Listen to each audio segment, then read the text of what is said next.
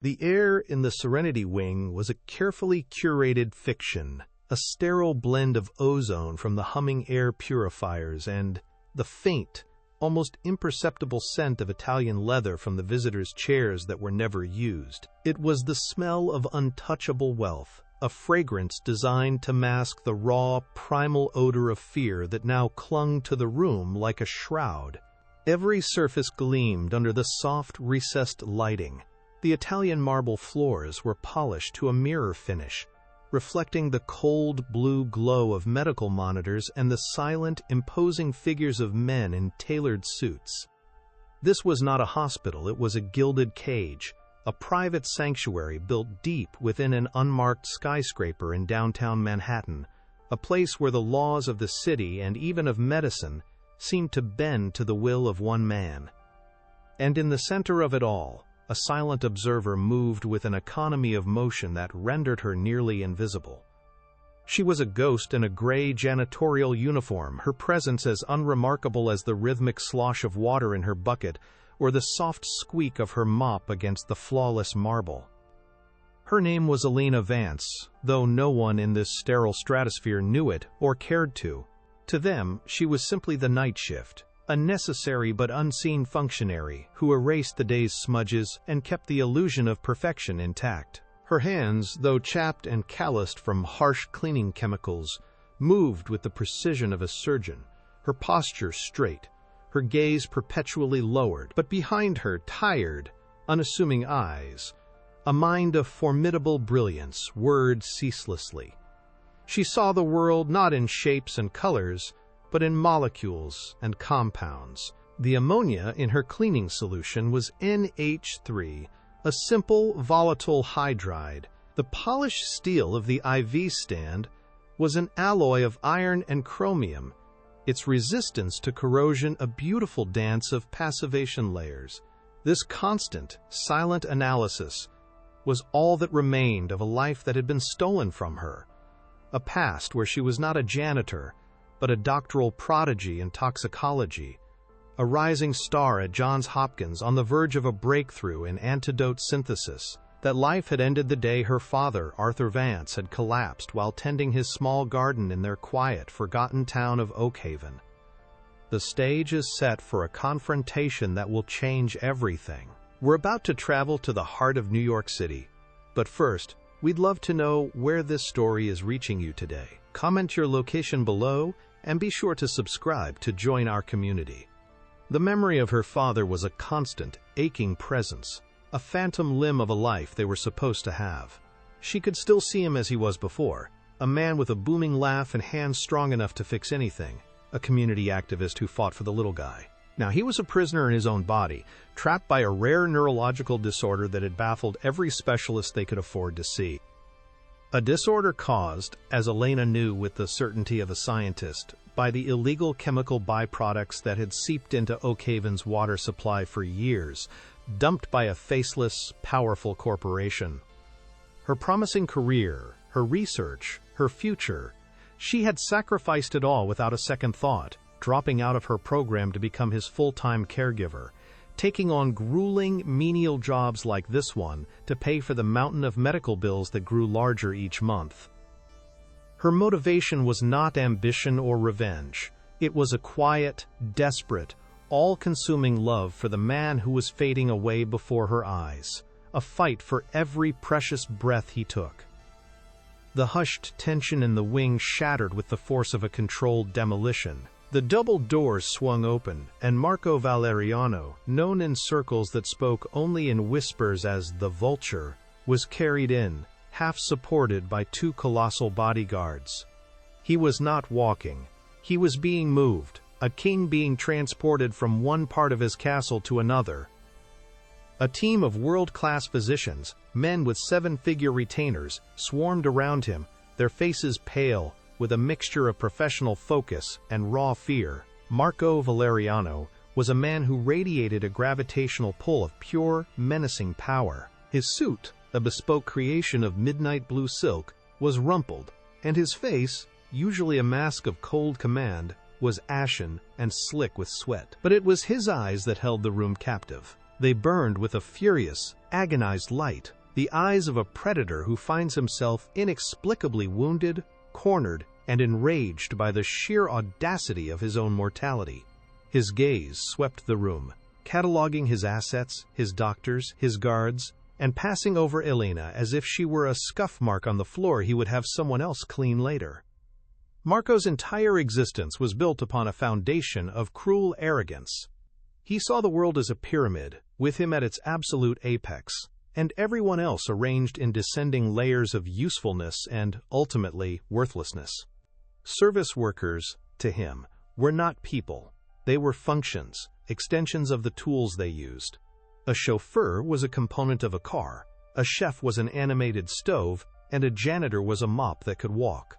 He believed his immense wealth, built on the legitimate front of a waste management empire and the dark, violent reality of the Valeriano crime family, made him invincible, a modern emperor above the petty concerns of law and morality. He had no memory of a small town called Oakhaven, or of a cost-saving measure he had personally approved years ago, an order to dump thousands of gallons of toxic sludge into a local river under the cover of darkness. For him, it was a minor, forgettable detail on a quarterly earnings report, a rounding error in a ledger of immense profits.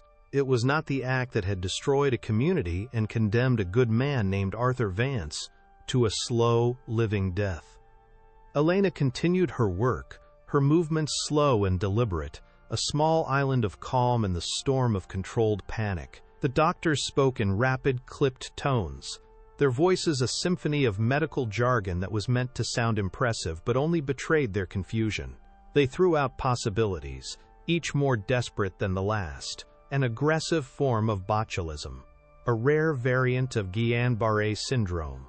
They discussed nerve conduction velocities, cerebrospinal fluid analysis, and the frustratingly normal results of every scan they had run on their billion-dollar equipment. They spoke as if she were not there, as if the air around the janitor was soundproof, her mind incapable of processing their complex terminology. But Elena heard every word.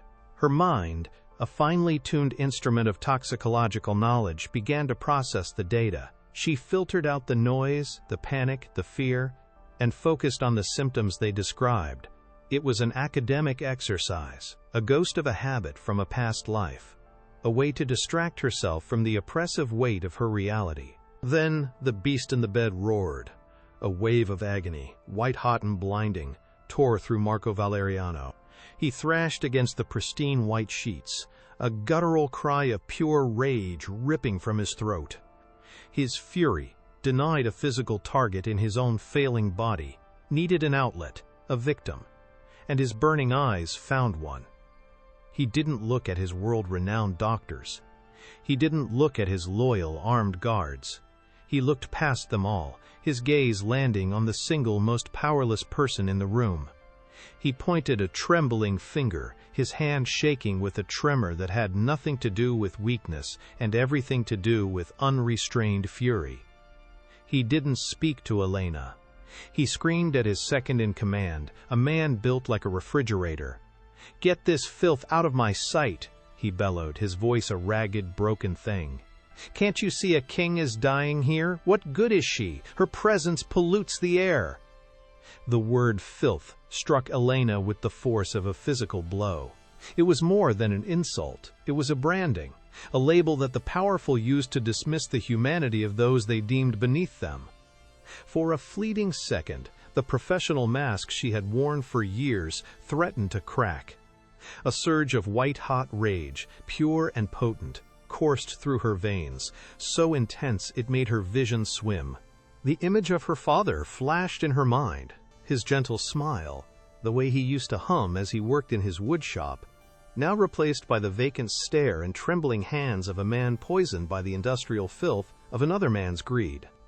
The man in that bed, this self-proclaimed king, was the architect of her family's ruin, and he had just unknowingly thrown the very word that defined his crime back in her face. But the rage did not consume her. Instead, it cooled, solidifying into something hard and clear in the pit of her stomach. It became a lens, focusing her mind with chilling clarity. Her hands, gripping the handle of the mop, became steady. Her breathing, which had hitched in her throat, became slow and controlled. As two of the bodyguards began to move toward her, their expressions impassive, the lead doctor, a man named Dr. Alistair Finch, continued to rattle off the symptoms to his team, a desperate last attempt to spark an idea. He was oblivious to the drama, entirely focused on the medical puzzle. "The intermittent respiratory failure is inconsistent with botulism," he muttered, more to himself than anyone else. "And this discoloration, a distinct sapphire blue hue under the nail beds. I've never seen anything like it, combined with the unilateral facial paralysis." He trailed off, shaking his head in defeat. But for Elena, those words were not a mystery. They were a key, a specific, unique, undeniable key, unlocking a forgotten corner of her encyclopedic memory. Her doctoral research had focused on orphan toxins, obscure poisons from history with no modern relevance, compounds so rare they were footnotes in ancient texts. The combination of symptoms was unmistakable: partial facial paralysis, sapphire discoloration, respiratory failure. It was not botulism. It was not a modern neurotoxin. It was the signature of a poison used in medieval political assassinations, a toxin derived from a rare flower that grew only in the highest peaks of the Himalayas. It was Aconitum shechenyi, and in that frozen moment, as the guards closed in, the invisible janitor realized she was the only person in the world who knew how to save the man who had destroyed her life. The words hung in the sterile air, a key turning in the rusted lock of Elena's memory. It was not a sudden flash of insight, not a cartoon light bulb appearing over her head, but a slow, deliberate cascade of information falling into place, like the tumblers of a complex safe aligning with perfect, chilling precision. The world around her seemed to slow, the frantic beeping of the monitors elongating into a low, mournful drone, the panicked voices of the world-class physicians blurring into an indistinct hum. In the center of this muted chaos, the three data points stood out in stark, luminous clarity: intermittent respiratory failure, unilateral facial paralysis, and the sapphire blue hue under the nail beds. Each symptom was a breadcrumb, a signpost leading down a forgotten path in the vast, dense forest of her toxicological knowledge, a path that led to a dark medieval clearing where kings and popes disposed of their rivals with poisons brewed from mountain flowers. The name bloomed in her mind, unbidden and absolute: Aconitum shechenyi, the ghost of the Himalayas, a toxin so rare, so obscure, that its very existence was a matter of academic debate, a footnote in a leather-bound text she had studied under the dim light of a university library years ago, in another lifetime. A change occurred within her, subtle yet seismic. It began in her hands. The calloused fingers that had been loosely guiding the mop handle across the floor now tightened, their grip firm and resolute. The muscles in her back, usually curved in a posture of deference and fatigue, drew together, pulling her spine into a ramrod straight line. Her shoulders, which had been slumped in the invisible uniform of the working poor, squared themselves with an unconscious, instinctual authority. And then, her eyes.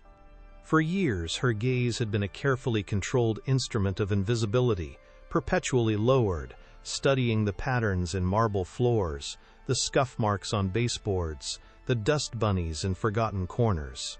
Now she lifted her head, and for the first time since she had walked into this gilded cage, she looked directly at the chaos unfolding around the bed. Her eyes, no longer dull with exhaustion, were alight with a fierce, analytical fire. The ghost in the gray uniform had solidified, her presence suddenly occupying space, altering the very atmosphere of the room. She was no longer a functionary. She was a variable they had failed to account for. A war raged within her for a fraction of a second, a lifetime of conflict compressed into a single silent heartbeat. To speak was to invite disaster. She was filth, a pollutant, a non-entity whose presence was an irritation to the dying king. They would not listen. They would mock her, dismiss her, perhaps even punish her for the sheer audacity of her interruption. The sensible part of her, the part that had learned to survive by being small and silent, screamed at her to stay quiet, to finish her work, to melt back into the shadows and let the titan in the bed meet his fate.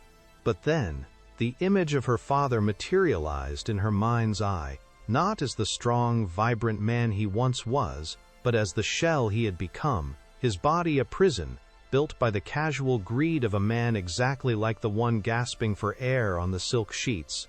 This was not about saving Marco Valeriano. It was about reclaiming a piece of herself. It was a refusal to remain silent while her own hard-won knowledge, the very essence of the life that had been stolen from her, was the only thing that mattered in this room full of powerful, ignorant men. It was a quiet declaration that Arthur Vance's daughter was still here. When she spoke, her voice did not carry the tremor of fear or the shrillness of panic. It was a low, calm, and perfectly modulated tone that sliced through the cacophony of the room with the unnerving precision of a scalpel. It was not loud, yet it commanded absolute attention, stopping the frantic movements of the doctors and the nervous pacing of the guards in their tracks. The lead physician, Dr. Finch, who had been in the middle of issuing an order for another useless diagnostic test, froze with his mouth agape. The symphony of medical emergency came to an abrupt, screeching halt, replaced by a silence so profound it seemed to have a physical weight. Every head in the room turned toward the source of the sound, their expressions a mixture of shock, confusion, and outright disbelief. They stared at the janitor, this woman they had collectively looked through for hours, as if she had suddenly sprouted wings.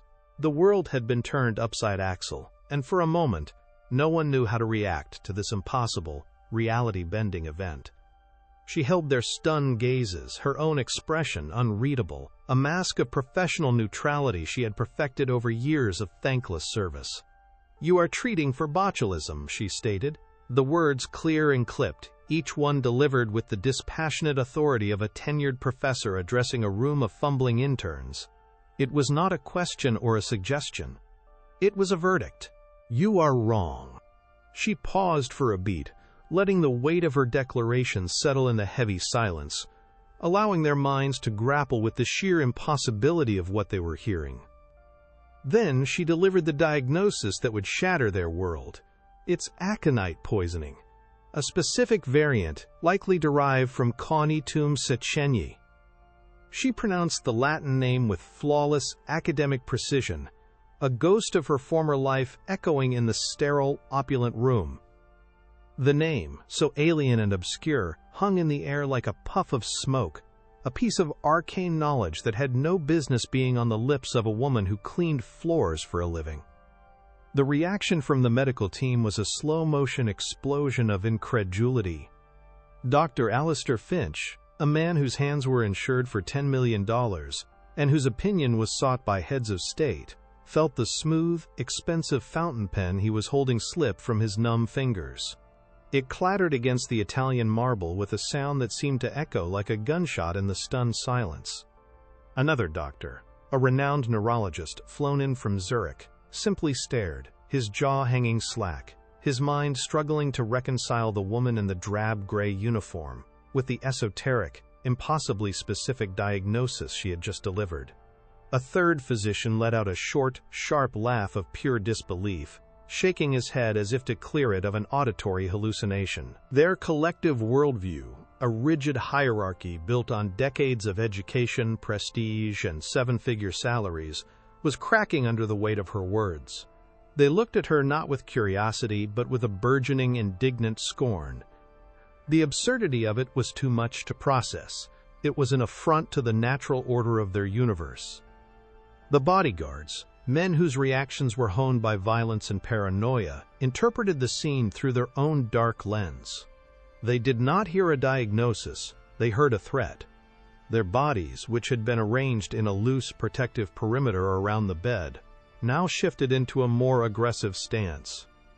Their shoulders broadened, their hands instinctively moved to brush against the tailored fabric of their jackets, a subconscious gesture that betrayed the presence of the cold, hard steel holstered beneath. Their eyes, which had previously dismissed Elena as part of the scenery, now fixed on her with a cold, predatory focus. In their world, unexpected knowledge was a weapon, and an unknown variable was always a potential enemy. The janitor had just promoted herself from an invisible nuisance to a person of interest, and in their line of work, that was an exceedingly dangerous promotion to receive. The air grew thick with a new kind of tension, no longer the frantic energy of a medical crisis, but the coiled, silent menace of impending violence. Elena, seeing the wall of disbelief and suspicion rising before her, knew she had only one more chance to pierce their armor of arrogance. She added the final, irrefutable piece of the puzzle, a detail so specific and counterintuitive that it could not be guesswork. "Your standard chelation therapies will accelerate the paralysis," she said, her voice remaining impossibly calm, her gaze fixed on Dr. Finch. "The molecular structure of this particular aconitine alkaloid requires a silver-based catalyst to neutralize it. Anything else, any other agent you use, will create a synergistic effect that will stop his heart within the hour.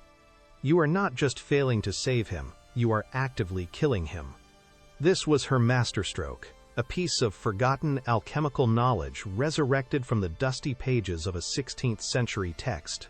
It was the kind of detail that could only be known by a true specialist, a final, undeniable piece of evidence that she was not who they thought she was.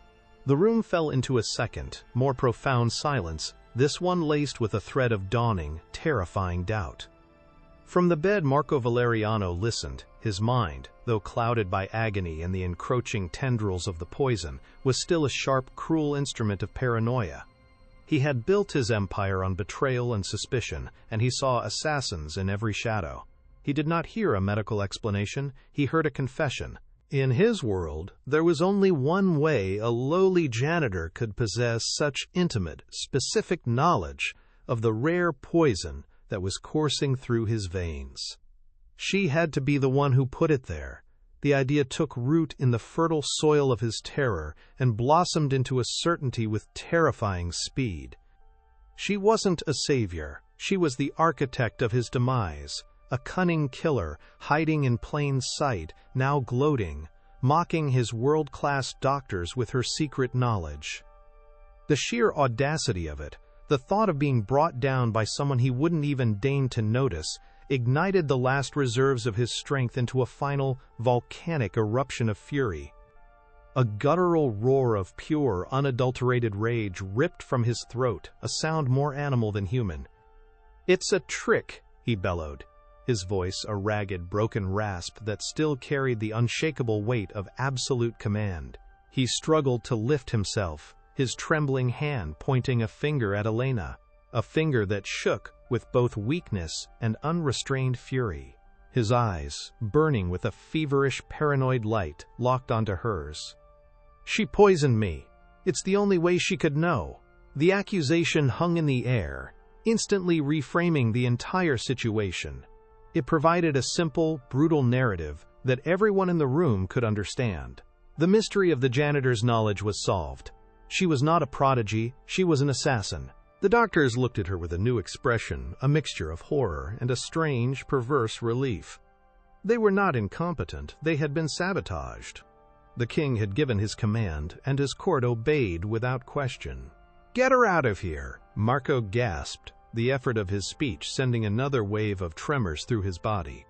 "Find out who sent her. I want a name before she stops breathing." The words were a death sentence, delivered with the casual authority of a man who had ordered countless others before. The atmosphere in the room instantly transformed. The last vestiges of a medical emergency evaporated, replaced by the cold, efficient brutality of a criminal enterprise.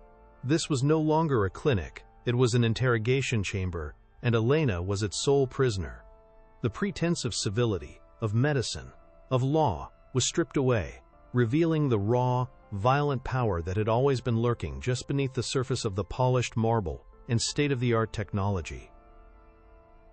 The bodyguards moved with a fluid, terrifying efficiency that spoke of years of practice. There was no hesitation, no wasted motion.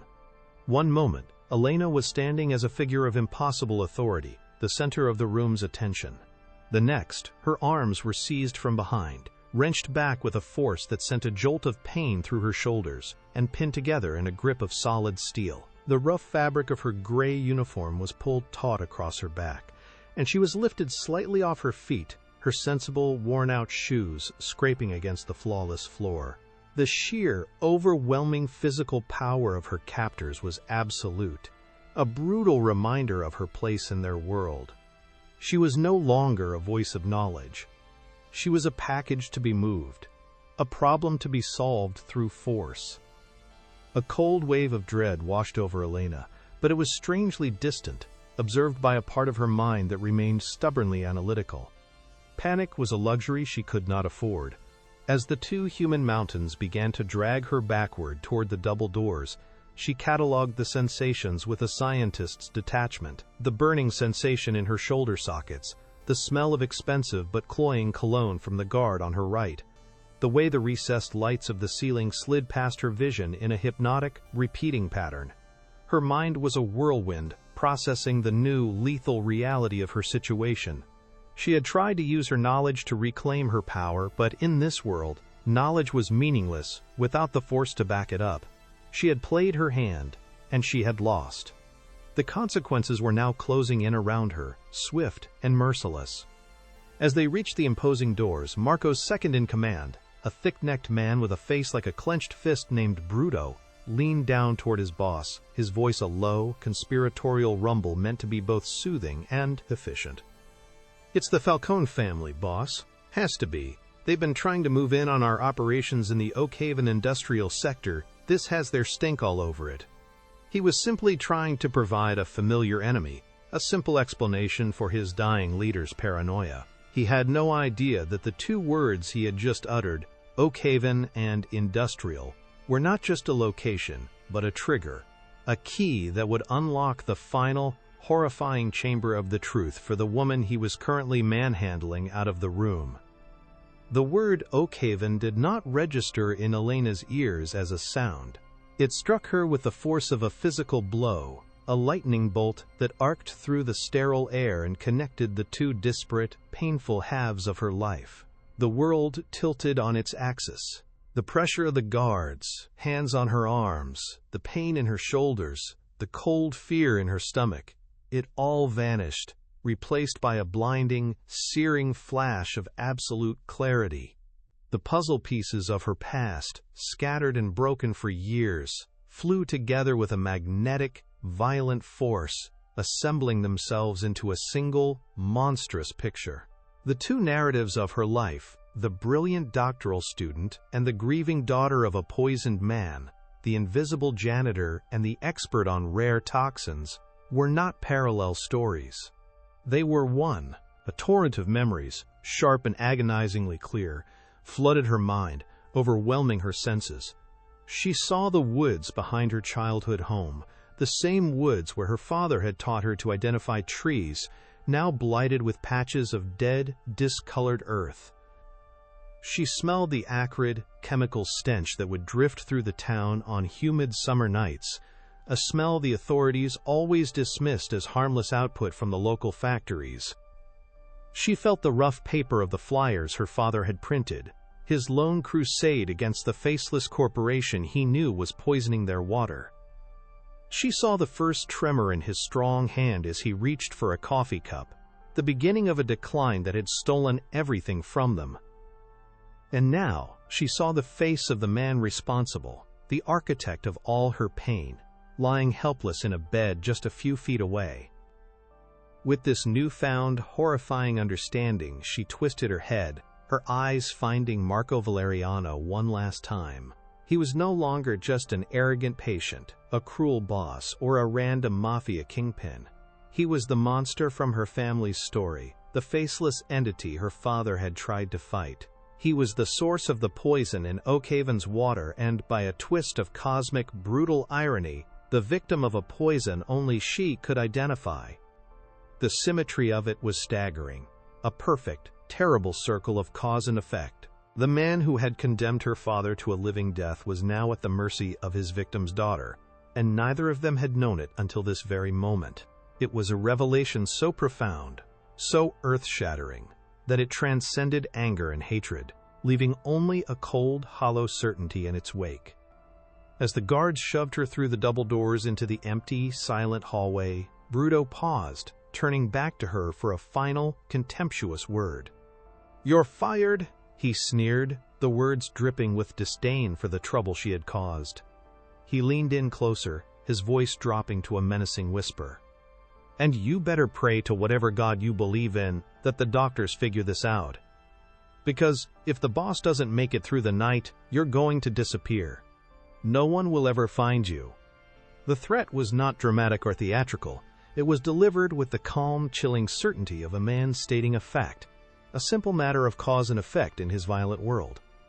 Then, he let her go, and the heavy doors swung shut with a soft, final click, sealing her out, leaving her alone in the echoing silence. For a long moment, Elena simply stood there in the vast, empty corridor, her body trembling with the aftershocks of adrenaline and revelation. The immaculately polished marble floor reflected the cold, impersonal lights from the ceiling, creating a disorienting, endless hallway that stretched in both directions. She was jobless. She was a marked woman, accused of attempted murder by one of the most dangerous men in the city. Her life, which was already a precarious balancing act of survival, had just been completely upended. A wave of profound, bottomless despair washed over her, so powerful it threatened to buckle her knees. She felt an almost irresistible urge to run, to flee the city, to disappear, and never look back. To be the invisible woman they all thought she was. Her slow, shuffling walk down the long, sterile corridor was a walk of ghosts. Her own footsteps echoed back at her, a lonely, mournful sound in the oppressive silence. She could still feel the phantom grip of the guards on her arms, a painful, humiliating brand on her skin. Every shadow seemed to hold a threat, every distant, unidentifiable sound from the building's ventilation system seemed like the footstep of an approaching killer. This was her lowest point, the absolute nadir of a life that had been a study in loss and quiet suffering. The weight of her father's illness, the crushing burden of her financial struggles, and now the immediate mortal danger she was in, it all converged, threatening to extinguish the last flickering embers of her spirit. She was alone, powerless and hunted. She reached the employee locker room at the end of the hall, a small, windowless space that smelled of disinfectant and stale coffee. Pushing the door open, she stepped inside and leaned her back against the cool metal of the lockers, her breath coming in ragged, shallow gasps. She caught her reflection in a small, polished steel panel on a piece of equipment. She saw a tired, defeated woman in a drab, ill-fitting janitor's uniform, her face pale with exhaustion and fear, her eyes wide with shock. This was the image the world had of her. This was the box they had put her in. But as she stared into her own eyes, she saw something else stirring in their depths, something that had been dormant for years. Behind the fear, behind the fatigue, she saw the flicker of the brilliant, determined mind of the toxicologist she once was. She saw the stubborn, unyielding spirit of Arthur Vance's daughter. And in that moment, something inside her shifted, a fundamental tectonic change in the landscape of her soul. The quiet, passive resistance that had been her only survival mechanism for years, the silent endurance of indignity and hardship, began to crack and crumble.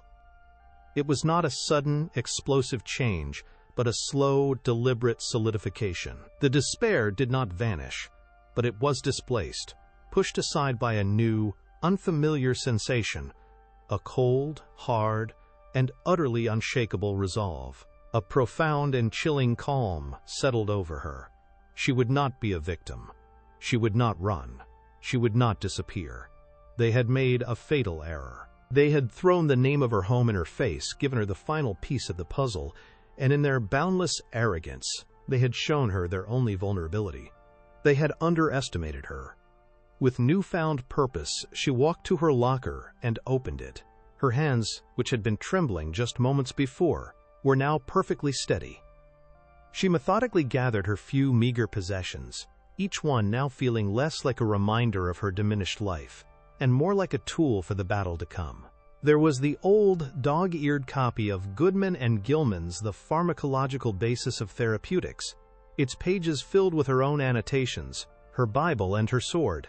There was the small, faded photograph of her and her father, taken years ago on a sunny afternoon, his arm draped proudly around her shoulders, her shield. And finally, there was the cheap, untraceable burner phone she kept for emergencies, its battery almost full, her signal fire. She did not have an army or weapons or money, but she had something far more dangerous: the truth. Her mind, now fully engaged and operating with the cold, clear logic of a scientist, began to formulate a strategy. The old rules no longer applied. Going to the police was a death sentence. The Valeriano family's influence was woven into the very fabric of the city's power structures. She could not fight them with force. That was their language, and they were fluent in it. She had to fight them on her own terms, in a battle of information, a war waged with facts and evidence. But the truth was a silent weapon. It needed a voice, a platform powerful enough to shatter the walls of silence and corruption that Marco Valeriano had built around himself. She needed an ally, someone who could not be bought, intimidated, or silenced, someone who believed in the power of a story. A name surfaced from the depths of her memory, a relic from her father's past crusades. Not a doctor, not a lawyer, but a journalist. David Chen. He was a grizzled, old-school investigative reporter for a small, independent online publication, a man who had made a career out of speaking truth to power, even when it cost him everything. He had covered her father's initial fight against the corporate polluters in Oak Haven years ago, one of the few who had taken him seriously. He was stubborn, relentless, and possessed a deep, abiding hatred for bullies of all stripes. He was her only hope. Pulling out the burner phone, Elena's fingers moved swiftly across the keypad, dialing the number she had memorized years ago. As the phone began to ring, she took a deep breath. It was the first move in a war that Marco Valeriano and his entire empire did not even know had been declared. The invisible woman was about to show them how dangerous it was to overlook the things hidden in the shadows. The city outside the diner window was a blur of neon and rain, a watercolor painting of a world Elena no longer felt a part of. She sat in a cracked red vinyl booth that smelled faintly of stale coffee and decades of cigarette smoke, a universe away from the sterile opulence of the Serenity Wing. Across from her, David Chen nursed a black coffee, his face a roadmap of late nights and lost battles.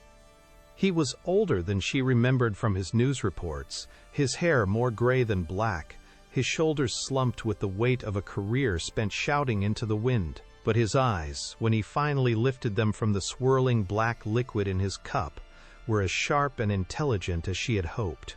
They were the eyes of a man who had not yet surrendered, who still believed that a single, well-aimed fact could topple an empire. Elena felt a knot of anxiety tighten in her stomach, a cold, metallic fear that tasted like the rain-soaked air. She had rehearsed this moment 100 times on the subway ride over, but now, faced with the reality of entrusting her life and her father's legacy to a stranger, the words felt fragile and insufficient. Her voice, when she began to speak, was not the voice of a janitor, it was the voice of a scientist, a researcher presenting her findings at a symposium. It was steady, precise, and devoid of emotion, a deliberate choice to build a foundation of credibility before allowing the cracks of her personal tragedy to show. She laid out the events in the Serenity Wing in meticulous chronological order, detailing Marco Valeriano's symptoms with the clinical detachment of a physician. She described the sapphire discoloration under his nail beds, the specific pattern of his respiratory failure, and the unilateral nature of his facial paralysis. She did not just name the toxin, she gave him its full chemical classification, described its alkaloid structure, and explained its obscure historical context as a tool of medieval regicide. She was building a case, brick by factual brick, creating an edifice of truth so solid and undeniable that he would have no choice but to believe her. She was transforming herself, in his eyes, from a desperate woman with a wild story into an unimpeachable expert witness. David Chen listened without interruption, his expression unreadable. He had heard countless stories like this over his 30 years as a reporter, tales of conspiracy and corruption spun by the desperate and the deluded. His initial skepticism was a professional reflex, a thick callus built up over a lifetime of chasing lies. He let her speak, his gaze unwavering, his mind cataloging her words, searching for inconsistencies, for the telltale signs of delusion or fabrication. He was a human lie detector, and her story was setting off every alarm he had. A janitor who was secretly a toxicology prodigy? A medieval poison in a modern-day mafia boss? It was the plot of a pulp thriller, not a piece of investigative journalism. He was about to politely thank her for her time and show her the door, to file her away with all the other ghosts who haunted his voicemail, when she reached into her worn canvas bag and pulled out a small, folded piece of paper. She slid the paper across the worn Formica tabletop. On it she had drawn from memory the complex molecular structure of the aconitine alkaloid found in Chiraconitum shichenyi. Beside it, she had written the chemical equation for its neutralization, using a silver nitrate solution, a piece of knowledge so arcane it was practically alchemy. "This is why they were failing," she said, her voice still calm but now infused with a new intensity. "They were using standard chelating agents, which have a positive ionic charge. This specific alkaloid is structured in a way that it forms a covalent bond with the sodium channels in nerve cells. A standard agent can't break that bond. It only increases the ion exchange and accelerates the paralysis. The silver acts as a catalyst, not a binder. It destabilizes the bond without replacing it, allowing the body's natural enzymes to flush the toxin out." The sheer, irrefutable scientific detail in her explanation was the final decisive blow against his skepticism. This was not a story she had invented. This was knowledge she possessed, a truth that burned within her. The alliance was forged in that moment, over a cold cup of coffee in a forgotten diner, a silent pact between two people who had been pushed to the margins by the same corrupt power. David Chen finally nodded, a slow, deliberate movement that signaled his commitment. "Valeriano Waste Management," he said, the name of the company tasting like poison on his tongue. "I remember your father, Elena, Arthur Vance. He was a good man. I wrote a piece about the Oakhaven situation back in 2008. The story got buried by Valeriano's lawyers. They threatened to sue my paper into oblivion." A flicker of the old fire returned to his eyes. This was not just a story for him anymore. It was a chance to finish a fight he had lost years ago. "Proof," he said, his voice a low growl. "We need more than your testimony. We need irrefutable physical proof that connects Marco Valeriano directly to the Oakhaven dumping. A paper trail, something they can't bury." He leaned forward, the strategist emerging from the weary reporter. "And to get that, we need someone on the inside." The hunt began not in the streets, but in the digital graveyards of the internet. David's small, cluttered office, located above a shuttered bookstore in the East Village, became their war room. The air was thick with the smell of old paper, dust, and brewing coffee. For 2 days, they scoured old employee databases, social media archives, and public records, searching for a crack in the fortress of loyalty and fear that Valeriano had built around his empire.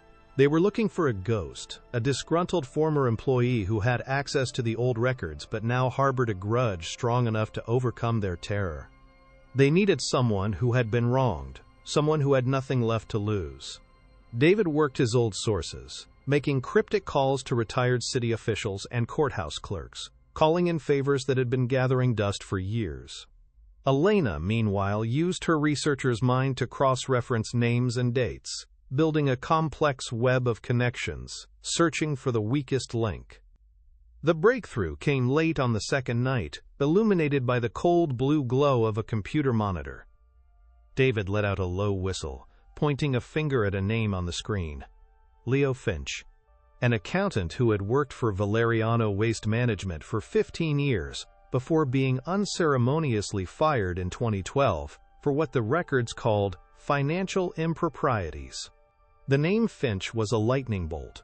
Dr. Alistair Finch, Marco Valeriano's personal physician, the man whose incompetence Elena had exposed, was his older brother. The story, as David pieced it together from an old source, was that Leo had discovered irregularities in the Oakhaven disposal contracts and had raised concerns. He wasn't a whistleblower, he was just a meticulous accountant who had noticed something was wrong.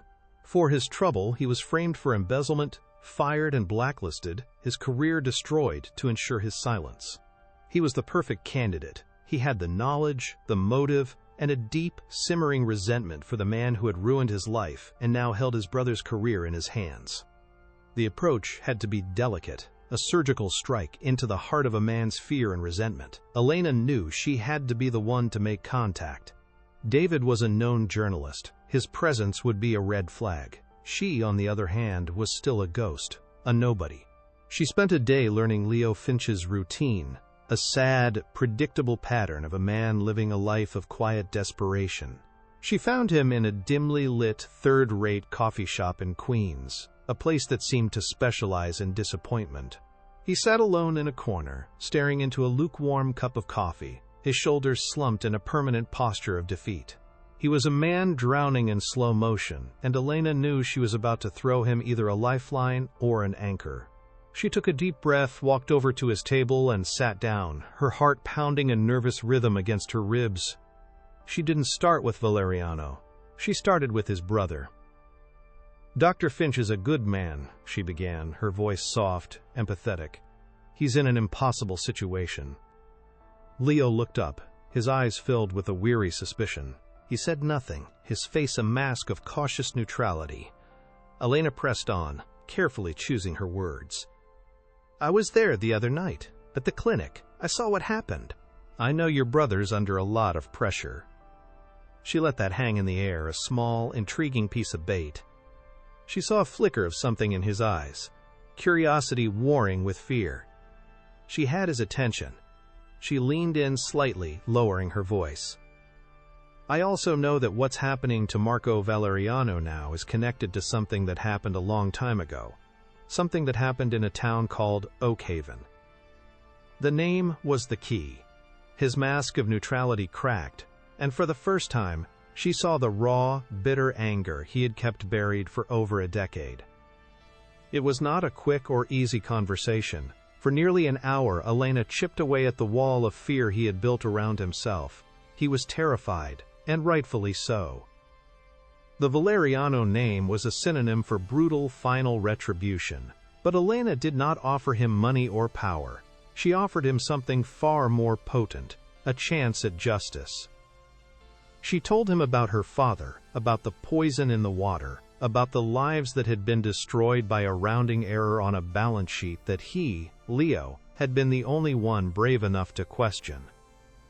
She wasn't asking him to be a hero for her. She was asking him to vindicate the man he had been 10 years ago, to reclaim the piece of his soul that Valeriano had stolen. Slowly, painstakingly, his fear was eclipsed by a resurgent sense of righteous anger. He finally looked at her, his eyes clear and resolved. He agreed to help. He told them about a place, an off-site data storage facility in an industrial park, a digital tomb where the company's oldest, darkest secrets were buried. The plan they formulated was audacious, bordering on suicidal. Leo still had his old security credentials, but they were for a low-level accountant and were more than a decade out of date. They wouldn't stand up to any real scrutiny. They could not hack the facility remotely. Its systems were air-gapped, completely disconnected from the outside world. Someone had to physically go inside, access the specific server that held the pre-2010 financial data, and copy the contents. It was a ghost mission, a silent infiltration into the heart of the beast's memory. As they discussed the logistics, David's phone buzzed with a message from one of his inside sources. His face went pale as he read it. Valeriano's men were initiating a data migration protocol. It was a lie. They were conducting a digital book burning, a systematic purge of all old records. They were erasing Oakhaven from history. Their timeline had just been reduced from weeks to less than 48 hours. There was no other choice. Elena knew she was the only one who could do it. She had spent years perfecting the art of being invisible, of moving through secure spaces without being seen or noticed. It was a skill born of humiliation and necessity, and she was now going to weaponize it. Back in David's office, she prepared her disguise. It was a simple gray janitorial uniform, identical to the one she had worn in the Serenity Wing, but this one belonged to a different cleaning contractor, a small detail that would provide just enough cover. As she pulled on the familiar, rough-spun fabric, she felt a strange transformation take place. Her posture changed, her shoulders rounding slightly. Her walk became a slow, weary shuffle. She erased the fierce intelligence from her eyes, replacing it with a look of dull, bovine indifference. She was putting on her camouflage, becoming a ghost once more, but this time, she was a ghost with a purpose. A phantom haunting the machine. The industrial park in Queens was a desolate landscape of anonymous concrete warehouses and chain-link fences, a place designed to be forgotten. The data storage facility was the most unremarkable building of all, a windowless gray box humming with the quiet, constant thrum of thousands of cooling fans. Elena approached the front entrance at 2 a.m., timing her arrival perfectly with the night shift's least vigilant hour. She carried a mop bucket and a cart filled with cleaning supplies, props for her performance. The lone security guard, a young man half asleep and hypnotized by the glow of his phone, barely glanced up as she swiped a forged ID badge at the door. The light flashed green. Leo's old credentials had not yet been purged from the system. The lock clicked open. She was in. The ease of her entry was a testament to the fundamental truth of her mission. In a world obsessed with power and prestige, no one ever looks at the help. The inside of the facility was a digital catacomb, a cold, sterile maze of server racks that stretched into the darkness. The only sound was the omnipresent, high-pitched hum of the machines and the rush of cold air from the industrial-grade ventilation system. The air smelled of ozone and ionized dust. Rows of tiny blinking green lights pulsed in the gloom like a field of electronic fireflies, each one a silent heartbeat in the brain of Valeriano's criminal empire. Using the map Leo had drawn for her on a napkin, Elena navigated the labyrinthine corridors, her soft-soled shoes making no sound on the polished concrete floor. She felt a strange sense of calm descend upon her. This was a world of pure data, of cold, hard logic. It was a language she understood. She was a scientist in a new kind of laboratory, and she was here to isolate a pathogen. She found the server she was looking for in a forgotten corner of the vast room, an older model that was caked in a thin layer of dust. This was the archive, the digital attic where the past was left to rot. She knelt, her hands moving with practiced efficiency. She pulled a small, powerful data cloning device from her pocket, a piece of technology David had procured through one of his more shadowy contacts. She attached the cables to the server's maintenance port, her fingers nimble and sure despite the adrenaline coursing through her veins. A small blue light on the device began to pulse, and a progress bar appeared on its tiny screen. The digital transfer had begun. Now, all she could do was wait. Every second stretched into an eternity. The hum of the server seemed to grow louder, the darkness more oppressive. She was a trespasser in a sacred tomb, and she could feel the ghosts of its secrets all around her. A sudden sharp clang of a metal door opening somewhere down the main corridor sent a jolt of pure ice through her veins. Her head snapped up, her body freezing in place. Footsteps, slow, heavy, methodical footsteps, echoing off the concrete walls, growing steadily closer. It was a security patrol. Panic seized her, a primal, animal instinct to run, to hide. She scrambled backward on her hands and knees, squeezing herself into the narrow, dark gap between two towering server racks. She held her breath, pressing her cheek against the cold, vibrating metal, praying for the darkness to swallow her whole. The beam of a flashlight cut through the gloom, sweeping across the aisle just feet from where she was hiding. The light danced over the face of the server she was connected to, lingered for a heart-stopping moment, and then moved on.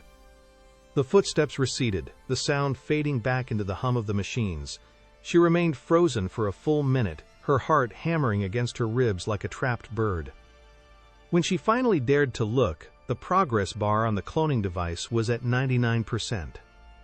It seemed to hang there for a lifetime before finally flashing a solid, reassuring green. The data was hers. With trembling hands, she disconnected the device and tucked it safely into an inner pocket of her uniform. The small, rectangular piece of plastic felt as heavy as a brick, its weight both a burden and a weapon. She forced herself to stand, her legs unsteady beneath her.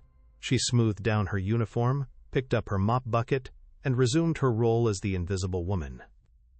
She walked out of the server room not with a hurried, panicked stride, but with the slow, shuffling gait of someone at the end of a long, thankless shift.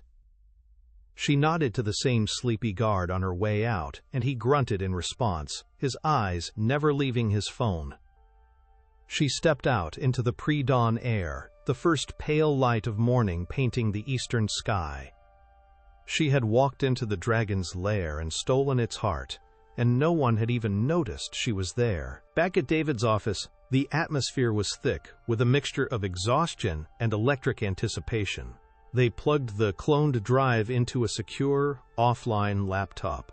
As they had feared, the data was a fortress of complex, multi-layered encryption. It was a digital maze designed by paranoid criminals, and they were hopelessly lost. But David had anticipated this. He made one more call, this time to a man he referred to only as, quote, the Ghost, a legendary white hat hacker who owed him a life-altering favor. For the next 24 hours, the three of them worked in a state of feverish concentration. The Ghost worked remotely, his fingers flying across a keyboard in some unknown, distant location, while Elena and David fed him keywords, timelines, and project names related to the Oakhaven dumping. Elena's scientific mind, accustomed to finding patterns in complex datasets, proved invaluable, guiding the hacker's search through the digital wilderness. The first wall of encryption fell, revealing a labyrinth of coded financial ledgers. Payments were routed through dozens of shell corporations, and project names were meaningless euphemisms designed to hide their true nature. Project Nightingale, Riverbend Initiative, Soil Remediation Phase 1. It was a masterclass in corporate obfuscation. But Elena saw a pattern. She recognized the shipping codes for certain industrial solvents and chemical precursors, compounds she knew were byproducts of a specific manufacturing process. She cross-referenced them with the known dates of the illegal dumping. She was following a trail of poison, a breadcrumb path of chemical death that led directly back to Valeriano's company. She was no longer just a toxicologist, she was a digital archaeologist, unearthing the bones of a corporate crime. The final breakthrough came just as the sun was beginning to set on the third day. They had isolated a single, heavily protected file buried deep within a folder labeled Executive Contingencies. It was the last secret, the final vault. The Ghost informed them it was protected by a simple password, a personal touch in a world of complex algorithms. It was a test of human intelligence, not machine power. David was stumped, but Elena paused, her mind racing back to the details she had learned about Marco Valeriano. He was a man defined by two things, his ego and his late mother Isabella, whom he was said to have worshipped. It was a long shot, a desperate guess based on criminal psychology. "Try Isabella 1953, she whispered, her voice hoarse from lack of sleep, the name of his mother and the year of her birth. There was a pause, and then the file icon on the screen blinked and opened. They were in. The document that appeared on the screen was not long or complicated. It was a single-page internal memo, dated August 14, 2007. Its subject line was Oakhaven Site, Final Disposal Protocol. The text was cold, clinical, and utterly damning. It was a direct order authorizing the, quote, expedited non-standard disposal of over 200 barrels of identified chemical waste, listing the specific compounds by their industrial codes. It detailed how this method would bypass all federal and state EPA regulations, and it concluded by noting that this action would result in a cost savings of approximately $1.7 million for the quarter. And at the bottom of the page, clear and undeniable, was the digital signature of the man who had authorized it all, Marco Accara Valeriano. Elena stared at the screen, her breath catching in her throat. It was the smoking gun. It was the voice of the monster, captured in cold black and white text. A wave of emotion so powerful it was physically painful washed over her. She saw it all in that moment. The cold calculation of the memo, the number representing the value of her father's health, of an entire town's future. It was just business, a cost-saving measure. A footnote on a quarterly report. The immense, life-shattering tragedy of her existence had been reduced to a 7-figure number on a spreadsheet. The rage that filled her was not hot and explosive, but cold and perfectly clear, like a block of solid ice forming in her chest. All the grief, all the helplessness, all the quiet suffering of the past decade coalesced into a single, unshakable point of focus. She now held the instrument of his destruction in her hands. She had his past, and she was about to use it to own his future. The final strategy session was brief and intense. David, the journalist, wanted to publish immediately. He wanted to plaster the memo across the front page of his publication, to let the world see the truth. He envisioned a media firestorm, federal investigations, a public crucifixion of the Valeriano Empire. But Elena shook her head. A news story was not enough. Valeriano's lawyers would tie it up in court for years. They would claim the document was a forgery. They would intimidate witnesses into silence. The system was designed to protect men like him. Public justice was a slow, uncertain, and often unsatisfying process. The justice she sought had to be absolute. It had to be personal. It required one more thing that the memo could not provide: a confession from his own lips.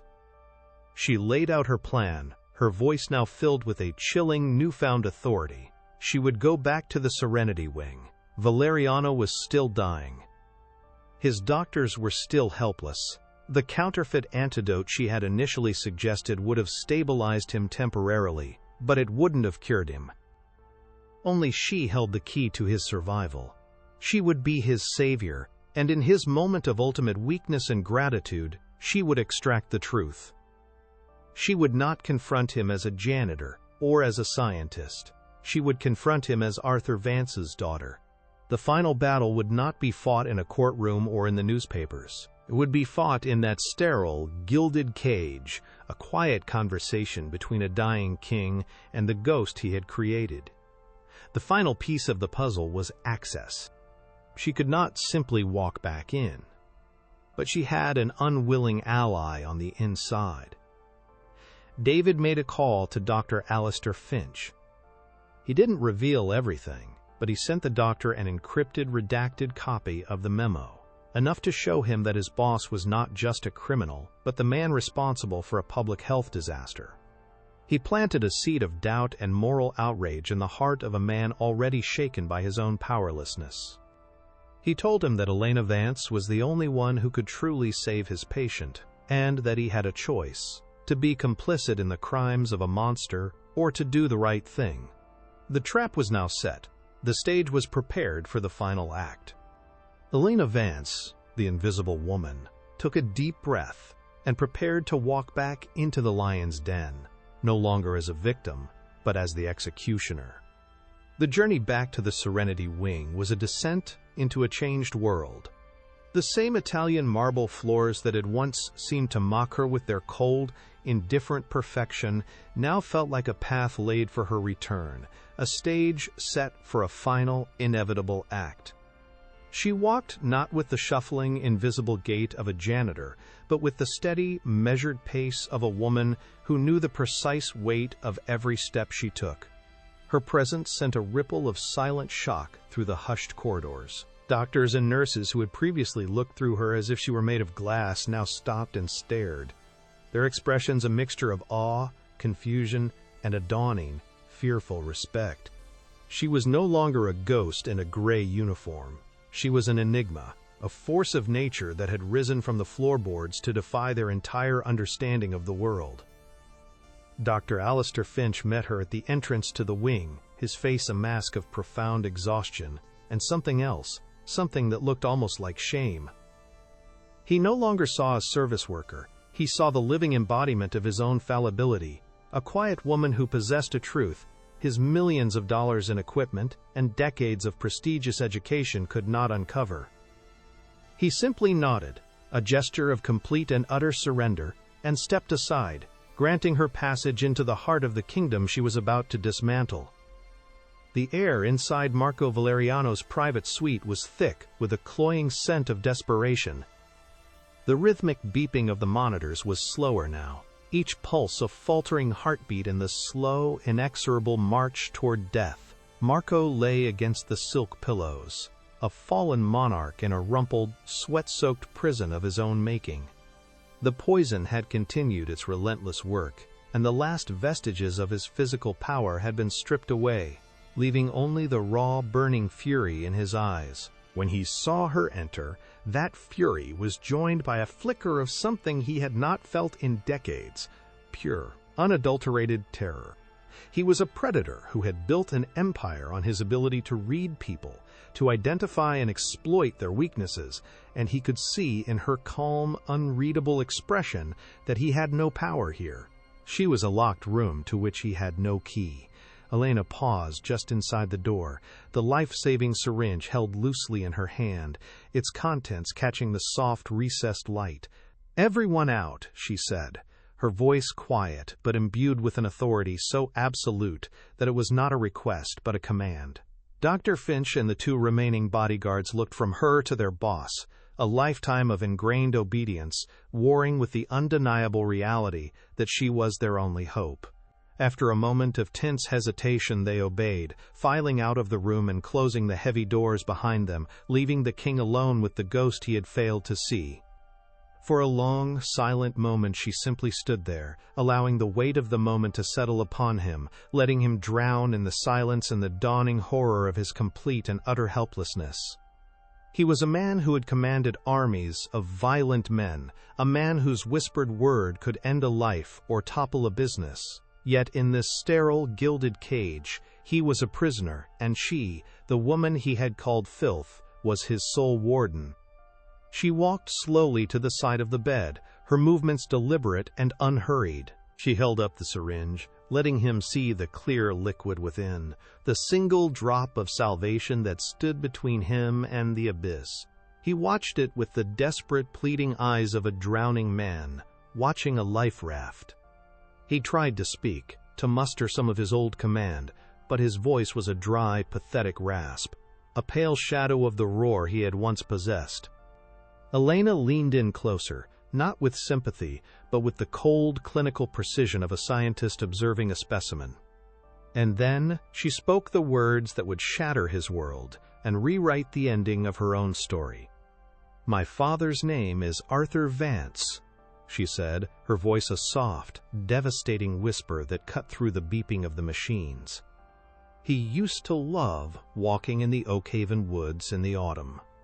He taught me the names of all the trees, the ones your company poisoned, the ones that no longer have leaves." The name Oakhaven, spoken aloud in this room, was not just a word, it was a verdict, a final judgment delivered from a past he thought he had buried under a mountain of money and a river of toxic sludge.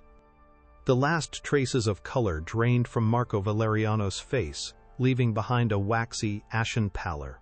His eyes, which had been filled with a mixture of fear and hope, now widened in the dawning horror of absolute comprehension. It all clicked into place in his poison-addled mind. The janitor, the obscure knowledge of toxins, the impossible coincidence. This was not a random act of fate.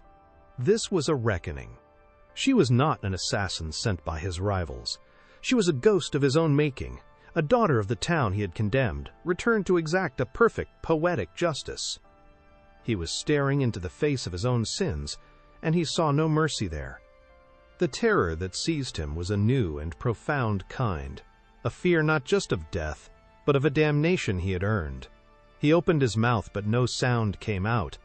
The king was finally, truly, speechless.